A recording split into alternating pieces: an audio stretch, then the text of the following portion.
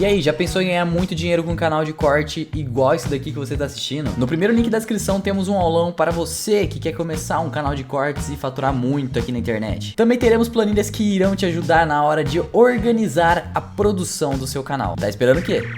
Em 2019 tem um ataque de um míssil a uma instalação de petróleo saudita vindo daí. E a Arábia Saudita aí espera que os Estados Unidos faça alguma coisa. Os Estados Unidos não vai lá defender, não faz nada. E a Arábia Saudita começa a perceber que ela está numa situação complicada, porque o Irã está ficando muito forte, ela precisa se abrir para o mundo. Como é que ela vai atrair investimento internacional se ela está em vias de entrar numa guerra com o Irã? Ainda mais com a questão do programa nuclear iraniano. Então a Arábia Saudita recua e fala assim, eu preciso fazer a paz com o Irã. Por quê? Porque eu preciso de investimento. Eu não posso ter essa ameaça de que o Irã vai me atacar.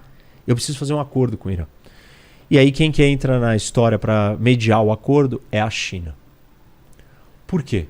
Os Estados Unidos não falam com o Irã. E a relação da Arábia Saudita com os Estados Unidos tem piorado muito, principalmente com Biden no poder. O MBS, que é o líder saudita, ele era muito amigo do Trump.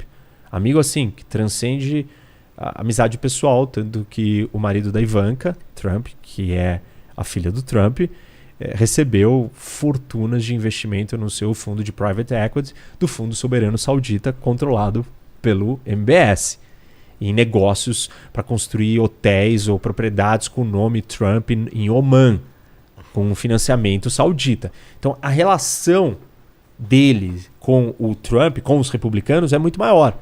E a situação com um democrata no poder fez a Arábia Saudita ficar assim, distante dos Estados Unidos. Tem as pressões, né? As pressões internas do Partido Democrata com os novos democratas muito mais ligados a direitos humanos. Isso. Menos ligados aos interesses americanos eventualmente na região, mas mais ligados a direitos humanos. A ligação de uma ditadura fundamentalista com o presidente americano que é democrata, vai vir um monte de gente dentro do partido e começa a brigar com o Biden falando, escuta, não tem como você ter uma relação de amizade com um cara que é um ditador e matou e esquartejou um jornalista numa embaixada. Isso, esse é um ponto importante, né? A Arábia Saudita matou um jornalista americano, na verdade ele é um saudita dissidente, que é um jornalista, foi para os Estados Unidos, do Washington Post, Nossa. na Turquia. E ele foi morto dentro da embaixada saudita na Turquia. E assim, a Turquia chega, e esse é um pouco da postura da Turquia mudando o seu jeito de ser, e vira e fala assim, faz uma investigação e fala, foi a Arábia Saudita. Foi o MBS que mandou matar. E aí os Estados Unidos também ficam muito incomodados com o que aconteceu e relatam, a CIA o Biden solta um relatório da CIA dizendo que foi ele que mandou matar, foi o MBS. E isso causa, estremece demais a relação com a Arábia Saudita. Bom, quem é que pode fazer o acordo com o Irã? Os Estados Unidos não fala com o Irã. E aí a China fala. Porque a China tem uma relação com o Irã já de longa data e com a Arábia Saudita também cada vez mais forte. Porque a China precisa de petróleo. E hoje a China é o maior comprador do petróleo saudita. Muito mais que os Estados Unidos, disparado. E o Irã também. A China compra muito do Irã. Então a China sempre teve uma relação com o Oriente Médio baseada nos seus interesses econômicos. Pura e simplesmente. Eu preciso da matéria-prima, eu não tô nem aí, é ditadura, não é bom, também sou, né? Então tá tudo bem. E nunca se preocupou com nada além disso.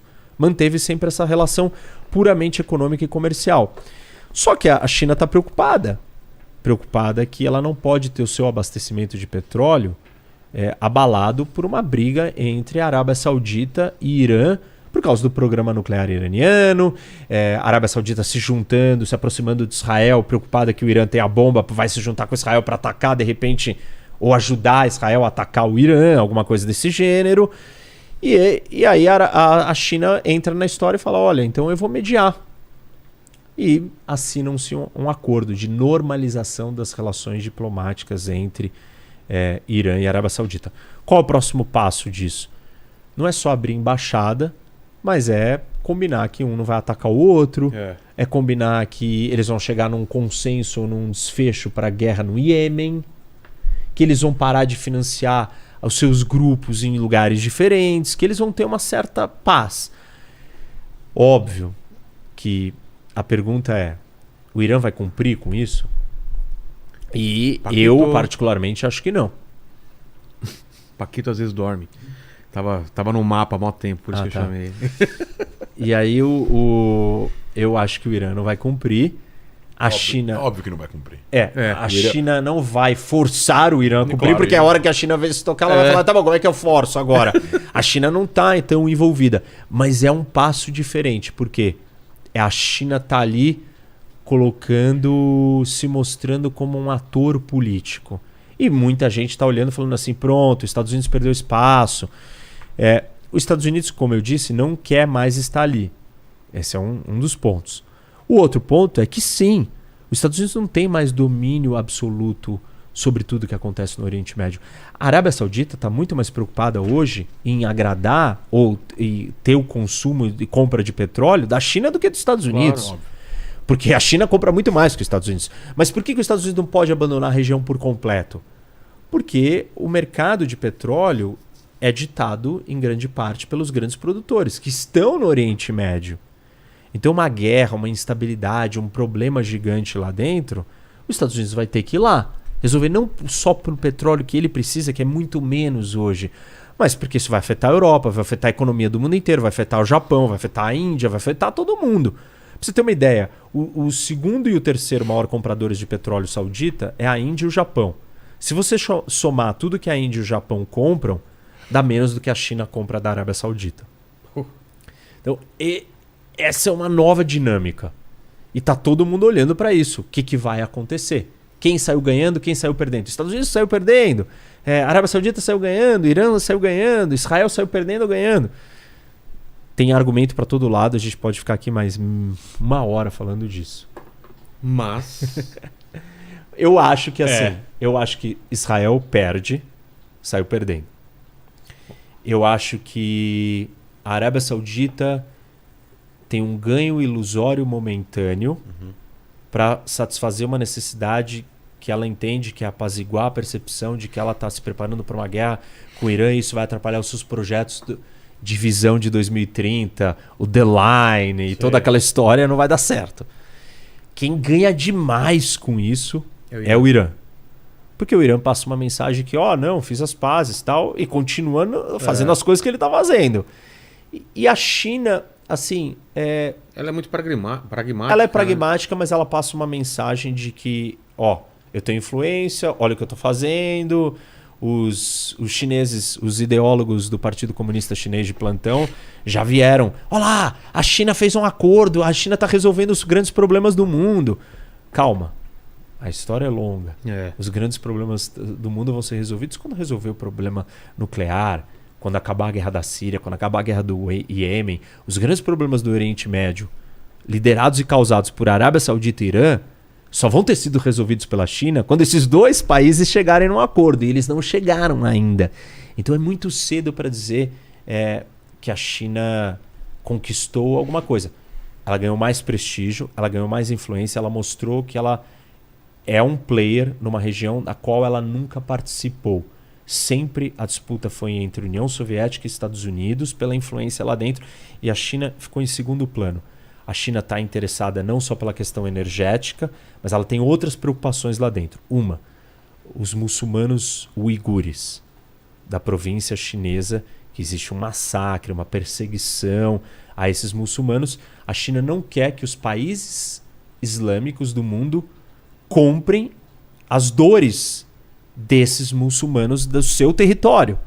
Então ela quer estar bem com todos os países do Oriente Médio para ninguém levantar essa bandeira. A Turquia levantou essa bandeira porque eles são muçulmanos de origem turca, são povos turcos muçulmanos dentro da China, e a Turquia condenou e falou que era sim um genocídio que estava acontecendo. Estados Unidos também diz que é um genocídio. Ela recuou, a Turquia, agora, porque nessa mudança toda que está acontecendo no Oriente Médio, ela também está flertando com a China. E aí, um outro elemento é uma posição geoestratégica chinesa da nova Rota da Seda, o Belt and Road Initiative, que traz o Oriente Médio como um ponto de elo de conexão com essa Rota da Seda recriada, que é uma ponte terrestre da China driblar o cerco naval e marítimo que existe à sua costa e a sua dependência de pontos de estrangulamento marítimos, como o Estreito de Malaca, onde é o maior trânsito marítimo do mundo passa, e a China depende daquilo. Então, se ela conseguir ativar tudo isso pela rota terrestre, ela está muito bem. Claro. E o Oriente Médio é fundamental para reativar a nova Rota da Seda. Turquia é uma delas, que é o corredor do meio, inclusive, que era um projeto já da Turquia, se fundiram num projeto junto. Aí tem um outro que chama Ponte Terrestre, que é por dentro da Rússia, por cima, que está agora, nesse momento, mais paralisado, porque tem a guerra da Ucrânia. Então a China está tentando não ir por ali, que se conecta com a rodovia a Transsiberiana, atravessa a Europa por cima, entra no leste europeu, tal, chega na Europa. A China está botando isso um pouco de lado por causa do problema da guerra.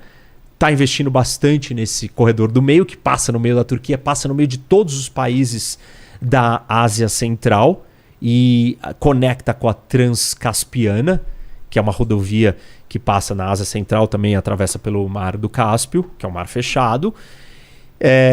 E a outra rota vem por mar e vem por baixo, passando por Paquistão, passando por outros lugares, também chegando no Oriente Médio. Parte dessa rota vai impedir que a China fique vulnerável a um estrangulamento. Então ela vai poder, por exemplo, ter um porto chinês no Paquistão, que logo na saída do Golfo Pérsico, o petróleo do Irã e da Arábia Saudita para ali, entra no gasoduto, no oleoduto e já atravessa para dentro da China e não tem que atravessar Malaca. Para em Mianmar, de novo, depois da China mais para frente, e também não tem que atravessar. Então, esses são os motivos da China ir para o Oriente Médio. E por fim, óbvio, prestígio, poder, mostrar força, contrapor os Estados Unidos, dizer, olha, eu também estou aqui, eu também tenho influência, eu também estou entrando em outras regiões. O xadrez global. Entendi. Esses 4 ou 5 motivos aí por que a China está entrando no Oriente Médio.